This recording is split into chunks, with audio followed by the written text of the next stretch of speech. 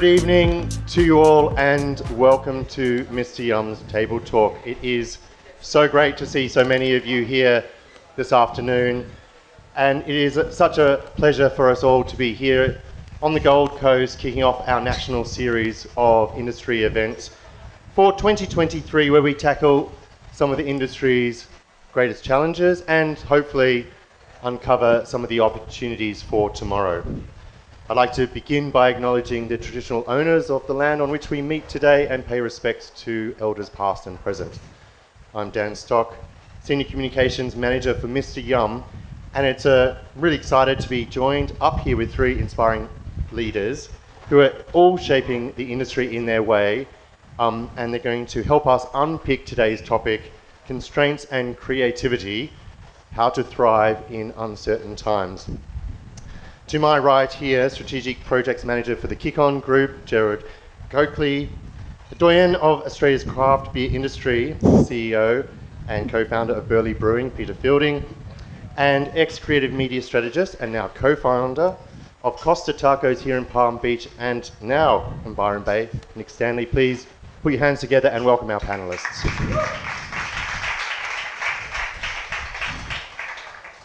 Gerard, as we're gathered here at one of the Kick-On Group's many fantastic venues, I'd like to start with you. Hospitality is such a fast-paced, dynamic industry. It's so easy to get caught up on the day-to-day, like just getting through the next shift, getting through the next week ahead. But how important, given your title is Strategic Project Manager, how important is taking a longer-term view to success for a venue and for a group? I think it's critical, obviously, sit back and have a look at the landscape ahead of you and make sure you're putting everything, use all the data behind you to look ahead, to make planned decisions, informed decisions. We do it a lot in our business, from forecasting, weekly forecasting, looking at forecasting throughout the week then to see have we gone too hard, too aggressive, rein it back, just to maintain, see where our revenue's going, see where our labour's going for that week. So yeah, it's definitely a critical part of the business, and I think using the data that's available to us, whether it's spend per heads, year-on-year trends, local area events, anything that's going on in your area, in the business, or in the world in general, can really define the success of your business. So yeah, it's a pretty paramount thing. And how do you sort of carve out the time to be able to, when three staff members have called in sick, you're just trying to get through a busy service. How do you carve out the time as a smaller business owner? Maybe it's easier in a bigger group, but how would a smaller business owner do that? Look, having really strict governance and saying, look, this is what I do on this day, and on Tuesday I will get my roster done, I will get my forecasting done, and really sticking to that as best as possible. Obviously, customers always come first, so we do drop that when the customer's there waiting to be served, so customers has always come first, The roster can wait, it can wait another maybe half a day, the customer can't wait, so customers has always come first. We find a lot of venues struggle because they're stuck in an office, and yeah, offices are a good place to be, but there's a time and a place to do things, so I think if you've got really strict governance in place, on Monday I do this, on Tuesday I do this, and really plan out your week, it should be pretty easy. Okay, that's great.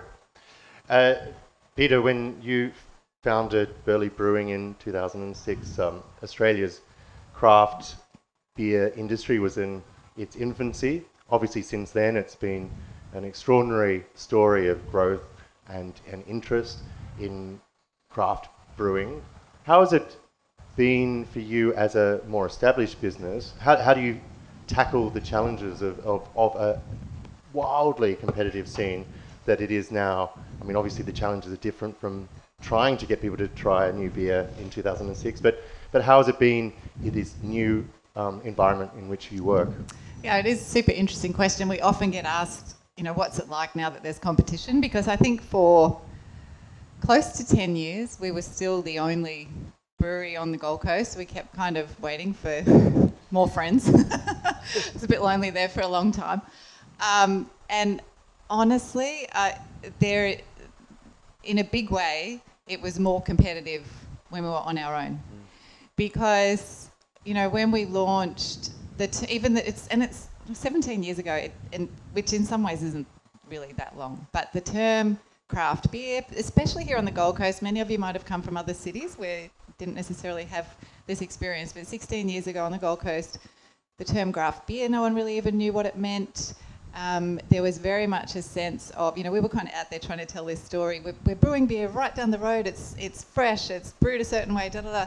And there was almost this sense of, well, if it's brewed just down the road, how good can it be? Like, surely that's bad. Surely you can't make good beer down the road. And, there were things written in the paper like, who do these people think they are? They're opening up in the shadows of this monstrosity at Yatla, and they're going to be able to make less beer than what they can spill on the floor in a day. So back then it was a completely different world. And so now, yes, there are more players who are similar, in many ways to us or playing in the same space. But there's actually a market for craft beer now. Yes. And previously the competition was about trying to get people to try something. Now, there's a lot of people who will never drink the same beer twice, or every time they go out they want to try something new. Back then it was kind of, if I don't know it, I'm not going to, like in bottle shops trying to do tastings. We couldn't give free beer away, for God's sake, in Queensland. So it was competitive back then. Wow. So it's definitely nice to have, an actual vibrant industry and a market that we can actually play a part in. Yes. And together we can all fight that fight of, craft beer. Yes. Is there a moment in your mind where there was a tipping point, a turning point, when people still understood who you were and what you were trying to do, or that generally in the category? I don't know if there was one moment. There were a few markers. So initially we started off and with that kind of sentiment of, if it's made down the road, how good can it be? We have to kind of take the rock star approach. We have to go away and get famous and come back, and then our city will love us. They'll say, "Oh yeah, you're from here." It's kind of what happened. We went to Brisbane really with most of our attention, and Brisbane was kind of, I guess, maybe more open at that time. But the first craft beer bar that was calling themselves a craft beer bar opened on the Gold Coast about 7 years after we opened. So that's how long it took before we really felt like, okay, now we're going to really, start getting to know our local, and since that time, it's just like the approach in venues now to wanting something local or different or independent or something that's got more of a story and a soul to it and all those things. It's amazing how much, that is now embraced, thankfully. Yes. And we love playing a part in that. Yeah, fantastic. Nick, staffing, or particularly the lack of it, is probably the single biggest issue facing the industry more broadly at the moment. You've just opened a new venue in Byron Bay. How have you gone about tackling this? How do you look at attracting staff to your venues and creating a culture around what you offer as a workplace? Yeah, well, it's kind of interesting. Actually, we started selling tacos at the farmers markets originally, and before that we sold meat pies. And what kind of happened was the pie sales would slow down a lot in the summertime, and so we had a lot to do at the farmers markets. And we befriended a lot of the farmers and chatted to them. And one day I noticed one of my mates, John, who's based in the Tweed, he had a lot of Mexican produce. And I kind of said to him, "You've got a lot of Mexican stuff." And he was like, "Yeah, this climate's perfect for growing Mexican food. It's a subtropical climate. The Tweed Valley's volcanic soil based, which is really similar to a lot of Mexico."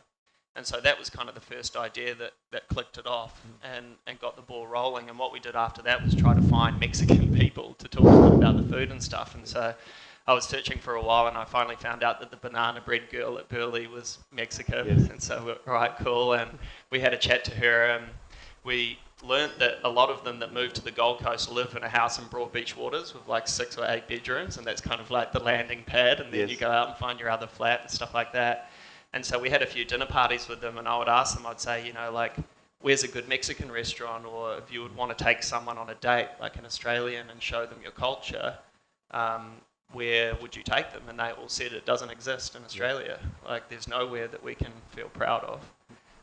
And so that was another really big light bulb moment. And I think from then we were like, maybe we can make this as much about the produce in the subtropical climate and make it a lot about them as well, and give them a home, give them a community that they can express themselves and share their culture here in Australia. Because I think, you know, certainly like Japanese and Italian and French have that landing pad already, but maybe Mexican wasn't. So we've been really mindful of that, trying to create a Mexican community. That's kind of been the main thing that we've done to attract staff and to retain them. And we've run through a lot of challenges through that, obviously. And one of the things that we've been doing, we had one of the first workshops for it yesterday up in Brisbane, was that we've reached out to like a performance psychologist that's been working with social enterprises. And so she's kind of teaching our leadership team how to manage stress and manage the different cultures that conflict and all that kind of thing.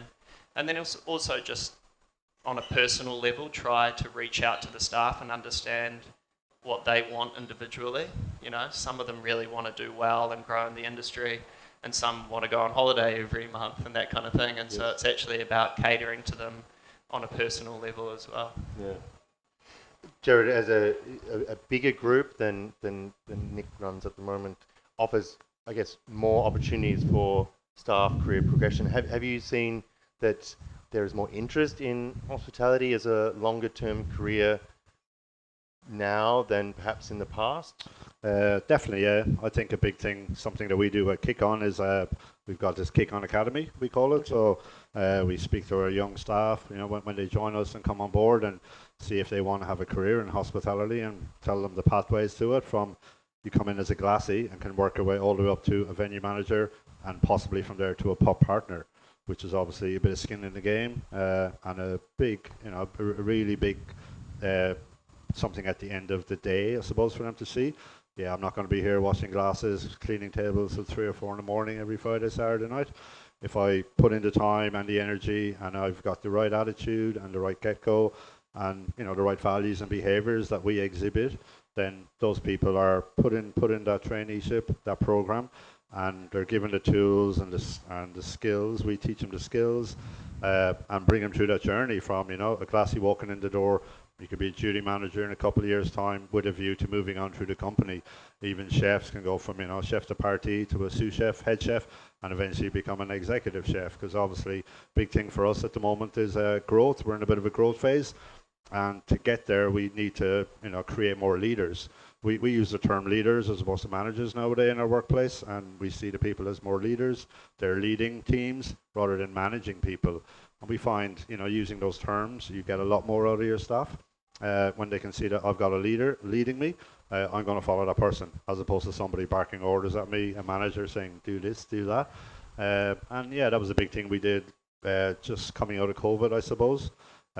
Working with a mentor, that we could reach that phenomenal team status. That was one of our main goals, to create phenomenal teams. Not good teams, not great teams, phenomenal, the best of the best. So not poaching staff, actually working with our own staff and bringing them through the journey to go from good to great to amazing, awesome. And yeah, we find we get a lot of buyback from those people then. And that obviously helps so much with staff retention. Yep. But is it beholden on the industry, on operators of themselves to train their own staff? Like, there's no sort of global or even sort of statewide training academy. There's no sort of benchmark, so you have to take it upon yourself. Definitely something that I think the governments of all the states of every state, they need to do better with it. Probably lay out the land of what it looks like in hospitality as a career for somebody, whether they speak about it in secondary education, and let people know that hospitality is a great career. All right, it's a bit tough at the early days, but you work your way up through the ranks. You become a bit more senior in position, then you can move on to other things.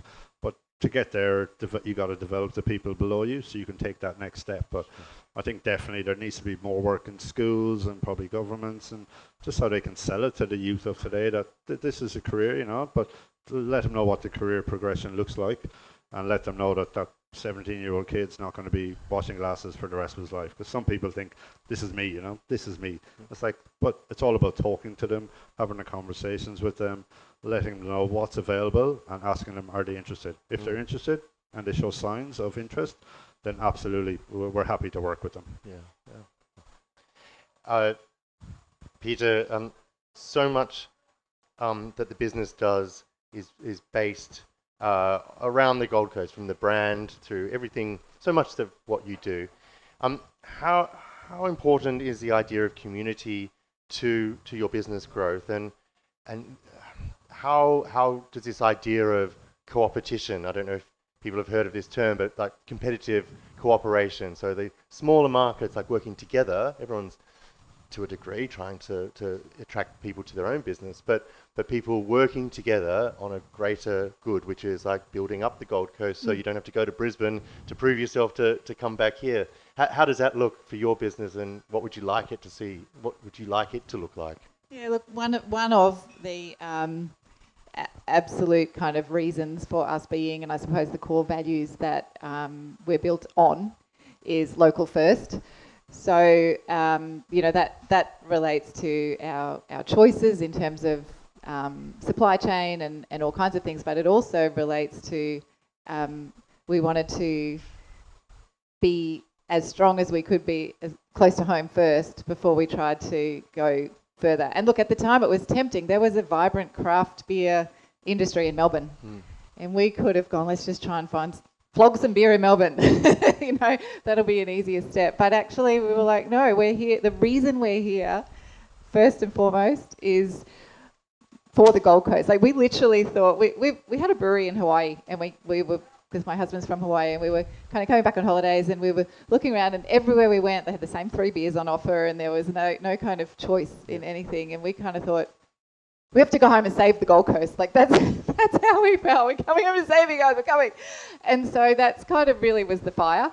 And so it really was all about local. And given what we were up against with, there not really being a craft beer market and so on, we very quickly realised we need to get the local community to trust us. That's what it's going to be about. If they trust us enough to even try what we're putting out. And so we knew, really, if for them to do that, we had to go out to them first. And so from day dot, it's been an absolute core part of the business of finding ways to participate in the community, to build up the community, to contribute to the community, and just knowing that by becoming a part of the community, we'd become a part of that as well. And it really sits behind many of the decisions we make as a business. So just in terms of working locally with other, obviously for 10 years there were no other breweries we could work with. But everybody probably knows that the craft brewing industry is a pretty friendly and community industry anyway. But as important to us is also working with others within the Gold Coast. I mean, the Wildflower guys, we've just done a collab with them. They're down the road, they're neighbours, So it can look, we can do things in a great many different ways. All the brewers are actually very different. The businesses are very different, even though we all make beer. There's, in some ways, more differences between some of the breweries and us than these guys and us, because, we're local in Burleigh and so on. So, it's important, and it really drives us. Absolutely. Is there a greater sense of pride about local first here? Is there a greater sense of pride of the broader Gold Coast food, wine, hospitality scene now of recently? Is that palpable?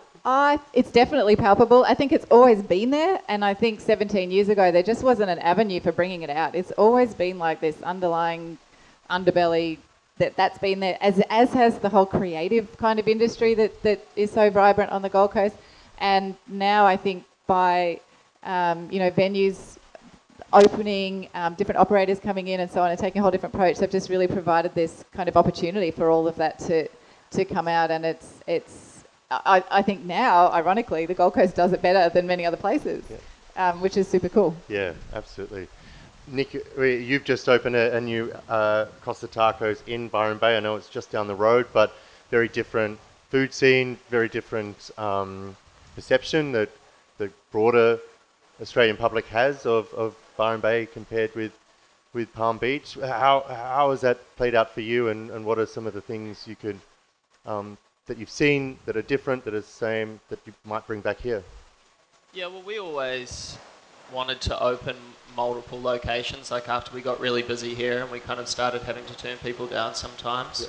And we looked at Brisbane, but we felt that since Byron was kind of in that same growing region, that a lot of our produce is grown in.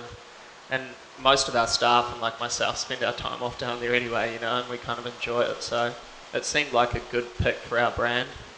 Costa is coast in Spanish, for those that don't know. So it's kind of, we wanted our brand and our identity to be about the subtropic region and about the beach and, you know, kind of that identity and the beautiful weather that we have here all the time.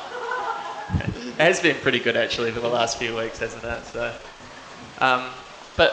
So I think that in terms of culture down there in the southern Gold Coast, it's actually not too different, but trade's been a little bit different down there, you know, like here we have like a 12 and 1 p.m. rush, and then we go really quiet, prep for the evening, and then we have another rush.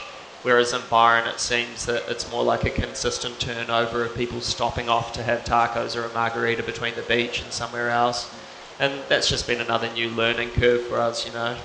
In terms of the council down there, that was a little bit more difficult than here. But I mean, I think that once people see the concept up and running and they meet the staff and they try the food and stuff, they've been really receptive. It was kind of just that grey area while we were setting up and trying to get all our compliance over the line. Yeah. You touched on it just then, that whether Cuzzy Pies or Costa Tacos, your brands have very strong identities.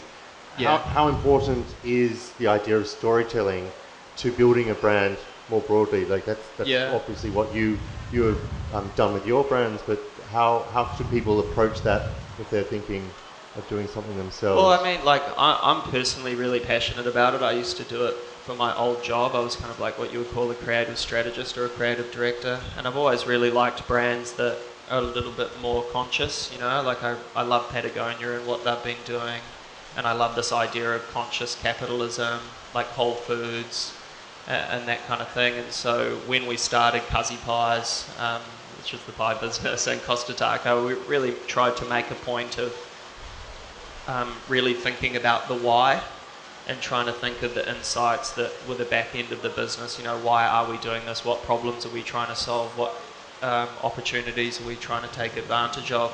And I think everyone can appreciate why that's really important from a brand marketing and sales perspective.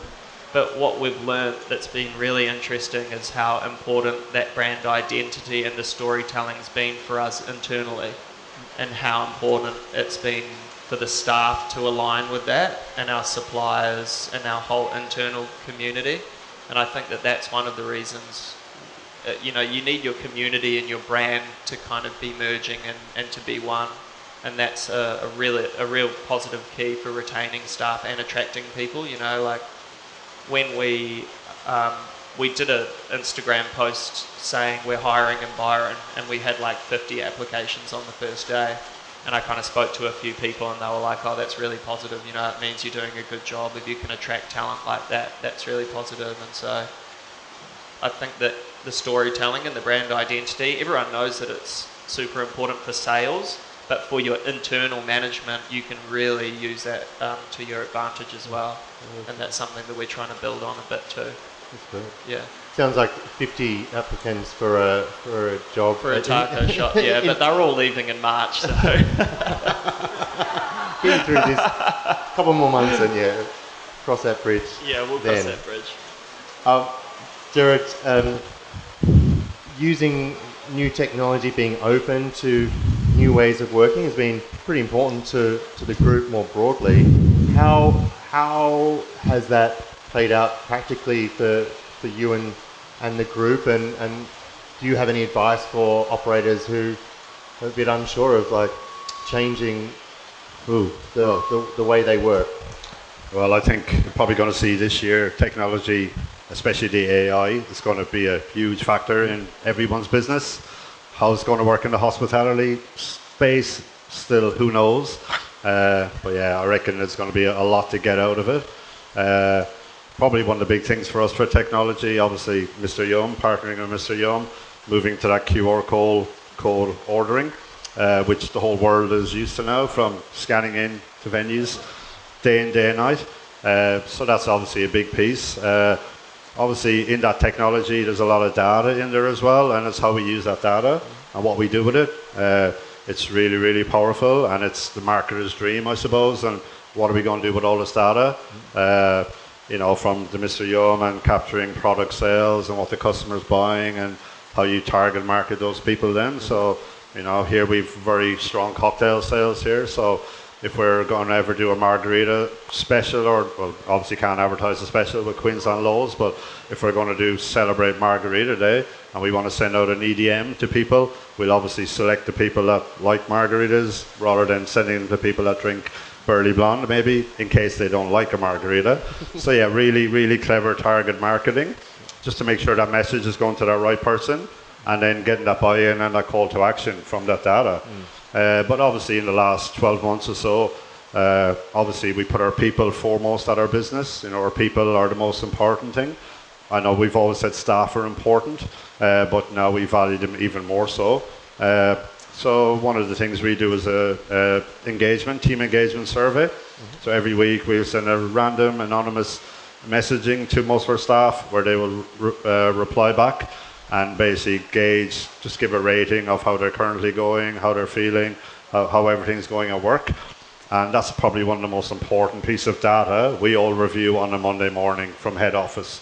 So before we look at how much money we do, what's the labour, what's the margin, we'll actually look at what's the engagement level at the different venues, and then look through the commentary, and that's a really powerful tool. And we've seen it really drive our business. And I think it's coming out of COVID, how much we value our staff, really looking after them now, moving forward. So that's probably one of the key pieces of technology we're using at the moment. I mean, it's simple, it's just a message, but it's using technology, reviewing the data, do it weekly. And I mean, I tell everybody in our group that from the CEO right down to, everybody, we look at it on Monday morning, probably spend an hour reading all the reviews from all the venues, seeing what the staff are saying, and then finding out what action we'll take to make their lives better. Has there been any change in sentiment from the staff in the past 12 months, say, coming out of the pandemic? And definitely. Are they more mobile, or are they especially down south in Melbourne, where that you can see when people are hurting when reading the reviews and the language they use, and they're hurting, or they're not working. Obviously, when Melbourne's in lockdown for so long, it's really hard to get that engagement from those people. So that was critical to keep them in tune with the business, keep them in touch, and not lose them. It's not that you don't want to lose them so they're not come back to work for you someday. It's because we valued for them and we care for them, and we want them to come back because we have a position for them.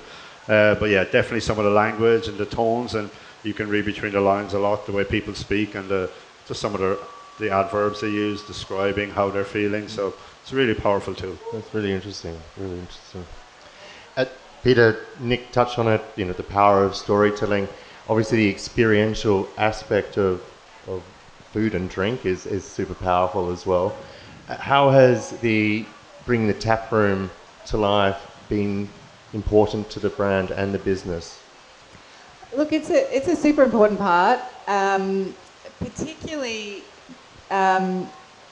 given, and this is less of an issue now, but given the world we were in when we first launched, where people had no idea about beer and how beer was made, and doesn't it just come in a can? We heard all kinds of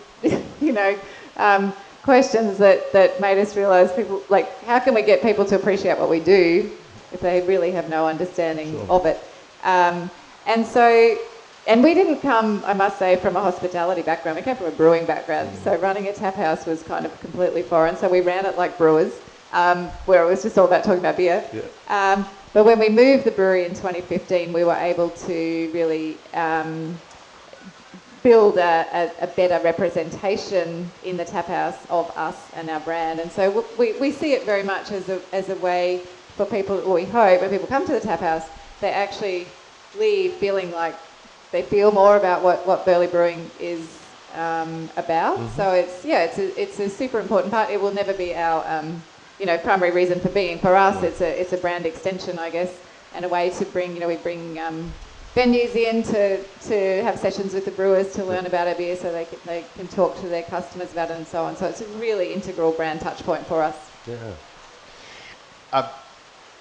Nick, there'll be people here who've gathered here with us this afternoon who will be looking at your journey. You had a different career, you had a good idea, you turned that into one thing, now you've had another idea and turned that into Costa Tacos that's now opened its second venue. What advice do you have for someone who has a kernel of an idea, and how do they turn that into reality? Because it's not an easy journey. No, I mean, it's funny, most of the advice that you can like Google or that people give you is really true, but it's hard to follow. As in, don't do it? No, that it's going to be really hard, and you should start slow and start small, learn, make sure you're passionate about it. But following that advice sometimes is actually pretty difficult until you experience it. I would say that the most important thing, like I think, is that you need to make sure that you're really passionate about it, and like really, really passionate. Like a lot of the things that we would see at the farmers markets was like a lot of people can cook really well and they enjoy cooking, but they enjoy cooking for their family and their friends. And there's a real threshold that a lot of chefs here will tell you about as well, is that you learn if you love it or not when you cook for 100 people. And that's like a big thing that you can find out. The other part of being passionate about it is you really need to find out what opportunities or problems you're solving or taking advantage of. If you're genuinely really passionate about something and you really love it, you're naturally curious about that industry or about that product or about that culture, and you're like a consuming information machine, you know. You get home at night and you're reading books, you're Googling it, you're looking at maps, you're looking at season calendars and all that kind of thing, and that information and that knowledge is so important to finding those two insights, like ours at Costa Taco are, that we live in a subtropical climate that mirrors Mexico, and that Mexican people don't feel that there's Mexican restaurants in Australia, and our two kind of insights that we base everything off: creativity with that produce and community with those people. But we used to work off, like to start an idea and to concept it, I've kind of made up this thing called rice, which is like based off a grain of rice, and it's like a 4-part thing. The first is the research component. You know, you need to immerse yourself into that industry and research it and understand it like a lot more than what you think you do when you start. And in that process, if you are passionate about it and if you enjoy it, you're going to find all of these really interesting things that make you love and make you even more interested in that in the beginning. And I think those things are your insights. You know, they're the light bulb moments. It's like, wow, like, why don't people know that? Or why isn't that so obvious to everyone else? And once you find your insights, that's the RI, the second part. You can start to concept, and you can start thinking about how that concept's actually going to solve those insights and those problems. You can make a name, make a logo, start to do some different dishes, products, services, those kind of things. And then the final part, the E, is the execution. You know, who are you going to bring on board? Who do you want to work with? And if you follow that 4-part thing properly, you should be able to have a really good concept, or for a pre-existing business, a new product or a new service or something like that. And that's what we try to talk to the guys about when we're doing new dishes, or if we're trying to get a new drink on, or, you know, maybe if we might want to do another concept one day. I think that that's a really cool process to approach with. And that process is imparted throughout the company, it seems. It's not just what you do for a new business. I mean, like, talking to young chefs about that can be a little bit difficult, but we're 2 years in with a lot of our guys now, and we've built really good trust, and they're really like, oh wow, this is a journey for me too, this could be a fantastic opportunity, you know, I might be able to get residency from this. And so, you know, you're not going to be able to have one conversation with someone and them to be just like that, but it's a cultural thing, you know, talk about it a lot, talk about it often, try and have that thought of creativity and being proud of what you're making with the staff the whole time. You know, it gives them identity and it gives them purpose and that kind of thing, which is really positive for them and for us. I think sustainability and issues surrounding it have got a long way to play out throughout the industry in the year and years ahead. You look at the UK pubs today, energy prices are really decimating that part of the industry, a huge line item on their P&Ls which has been blown out. Peter, you'd be acutely aware of the talk at the moment about moving from gas and energy. The cost of energy is going to be a real key issue. What are some things that you're doing now in your businesses, and what are some things that people more broadly should be doing now for something that might really hit in 5 years or 10 years' time? I'll start with you, Peter. Yeah, sure. We're look, obviously it's hot topic, not just because it's something to talk about, it's something we'll care about, right? So it's something that we're constantly looking at. It's a very big part of that core value that we started with of local first. From our perspective, we never had a plan, for example, to export beer. Beer's heavy. You can get great beer in different countries. It's, it uses up a lot of energy to send it somewhere else. So we're always part of local first we're just here for Australia. And our supply chain is also about getting everything from as close to home as possible. So that has just kind of become, after 17 years, it's just such a standard part of everything we do. The big thing we're looking at the moment, obviously we've got a big brewery. We've actually got about an acre under roof now between all our buildings. But at the main building where the brewery is, we're about to cover it in solar panels, but it's taken us till now because every time we expand, we have to take the roof off to put more tanks in. So we're about to almost put our close to last tanks in, and we can then cover the whole thing in solar. So we're very much looking forward to being able to do that. So look, and that's just a couple of examples. Obviously, there's so many ways in which we keep exploring all those things. Do you see those decisions that you made 17 years ago that were core to your values? Do you think that that's just going to be business sense for other businesses going forward now? Keeping it close to home, keeping it local. We've seen it with food, that people want low food miles. Do you see that playing out in the drinks world as well? Absolutely. I think it's become it's a human and consumer behaviour and mindset. I don't think it's restricted to any particular industry at all. I think it's becoming, part of all of what we're looking for, all our expectations. I think consumers now want to know. They're asking the questions to those types of things. So, you better be ready with your answer and your approach. But certainly when it's just a part of what you do, it makes it a heck of a lot easier. Yeah. And Gerard, what are some of the strategies and tactics and things that you've been implementing across the group to tackle this, and what's the vision, the 5-year vision for this? Well, it's quite topical. We're speaking about it today because before this, I actually got a phone call from Origin Energy asking me about one of our new venues and solar panels, and it's actually the Grandview in Cleveland, which is a massive site, and we're doing a massive renovation on it this year. So I'll be working closely with the architects to see how we can bring solar into that space. Obviously, we're in the Sunshine State, except for today. See if we can harness that energy and put some money back into the grid and reduce our costs, and obviously have a look at it across other venues as well, maybe, and see what we can do. Obviously as well, purchasing equipment, trying to get you do it when you buy a washing machine for your home, you make sure you got the 5 stars, the best water rating, energy rating. Well, I try to do the same for our business when we're buying refrigeration, high cost items, see low on energy as best as possible, and saving on water. Another big thing too, and I spoke to our guys here in the bar a while back about it, we do a lot of cocktails here, and we noticed that we were wasting a lot of fruit and food, and you kind of see it more in the kitchen, the wastage side of thing, and you forget about the bar side of things. So I pulled the guys up on it when I looked at the cost one week. We're spending nearly $1,000 on fruit and garnish and juices every week. Can we get better at that and just spend? It wasn't from a cost point of view, because I knew we were throwing it out every night, strawberries, all fresh garnishes. So just be a bit more mindful in the purchasing of it, reducing the costs obviously, but saving on waste at the same time as well. So, and the guys have done a good job. In the kitchen, it's a great point.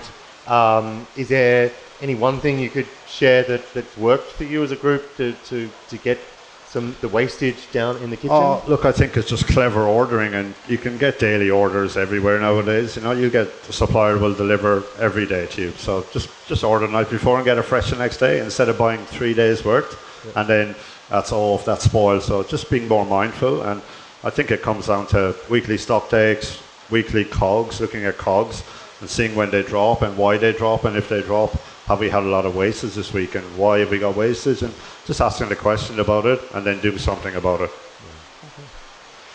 We are almost out of time. There's so much more we could unpack with you all, but a couple of questions to the whole panel. We've touched on many of the key challenges that the industry is facing, but I'd love to hear from each of you what you see for your business, or more broadly are the key challenges that the industry will face in the next 24 months. Nick.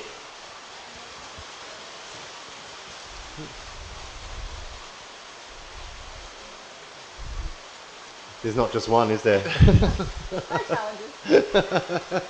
Well, it's generally staff, and we feel like we're pretty on top of it, but it's not something that can just be solved and left. It's like a constant problem that keeps popping up, and what you really need to do is try and approach it with some kind of positivity and find personal gratification in that process. Like we've had staff issues and that kind of thing, like any other business has, and I think that a lot of it was my fault. Like the industry that I used to work in, advertising, and particularly the creative departments, were really authoritative, old school management things, and I used to kind of thrive on that because I'm really motivated.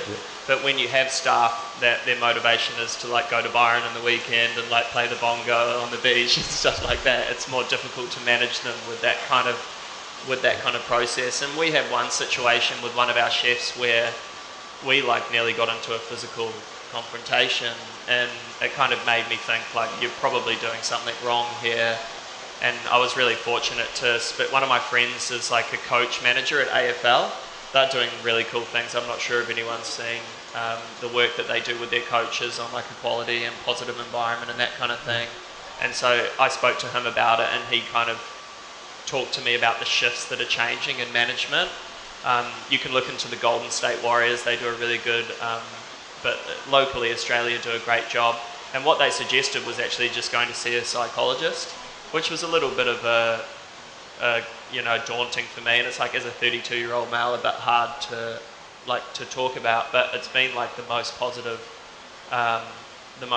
experience that I could have done. Learning how to deal with people in a different way, and also understanding what motivates humans, and them being able to give you the framework to properly understand it. Like, there's quite a cool thing that I was taught by my psychologist where, like, for a human being to be motivated, there's like a triangle of feelings. It's autonomy, so it's like feeling that you're an individual and that you're doing something yourself. The most common experience with that is not having someone over your shoulder. Like when you're in the kitchen constantly being like, do it like that, do it like this, do it like that, do it like this. They need to feel like they're individuals with their own life. They need to feel a sense of achievement, so they're actually good at what they're doing. And that the most common experience for that is someone saying, hey, good job, and I want you to supervise the past tonight because you were so good this week, and using positive reinforcement. And then the third one's a sense of relatableness and community. So the people that are around them, they relate to, they feel like they're worth, they feel like they're part of something where the people beside them are similar in one way or another. And that also gives them more personal accountability around performing at work. You know, people don't often do it for the boss or for the job or even for themselves, but they're more likely to do it for the people that they're building a relationship with.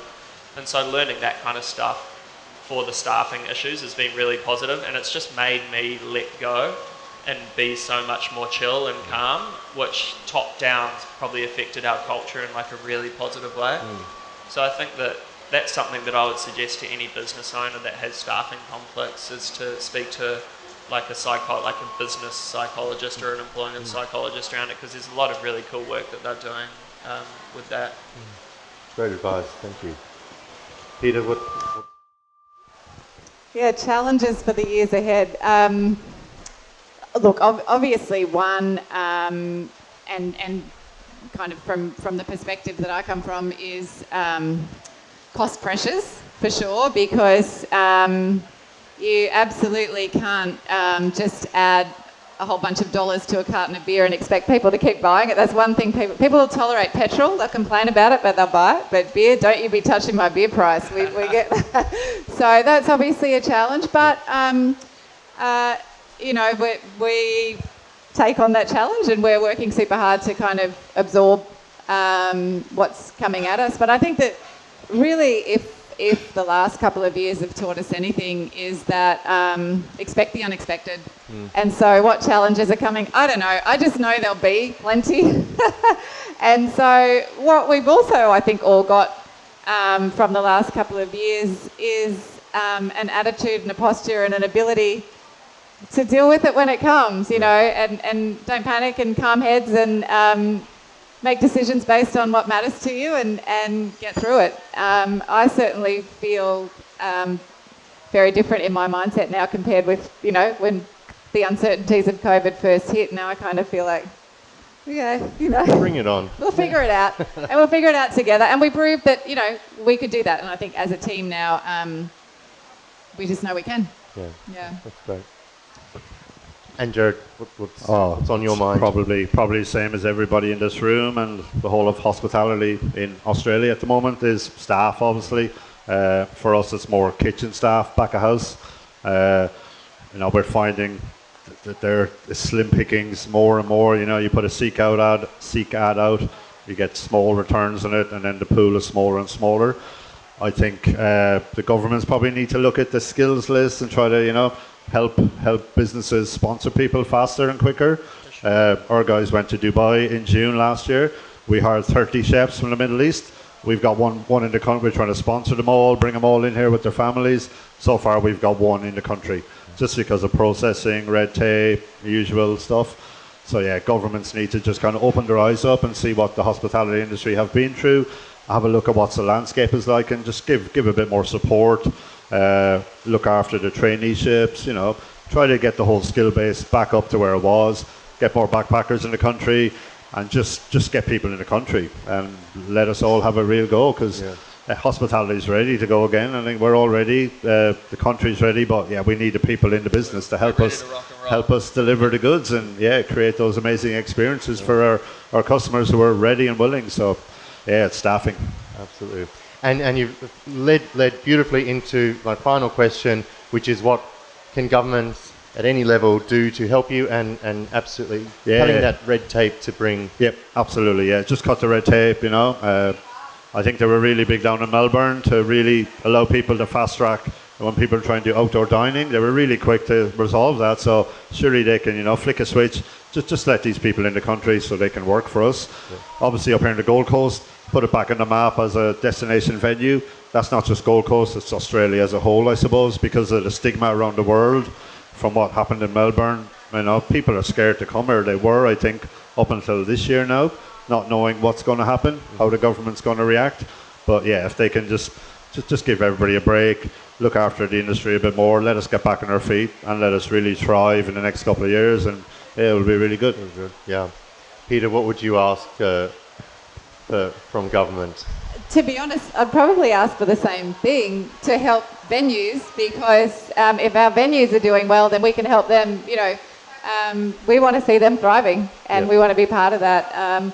It probably is not surprising, when we opened 17 years ago, there weren't a bunch of brewers hanging out on the street looking for jobs. So we had to similarly develop our own brewer training program, which we pride ourselves on immensely. We've got brewers who've been with us for 12, 13, 11 years, and it's amazing. So we've kind of really, I guess, built that pipeline of brewers for us, but absolutely we hear every day from the venues we work with how difficult it is to get staff, and totally understand the need for that. Other than that, from the government, I'd just say just get out of the way and let us just do it.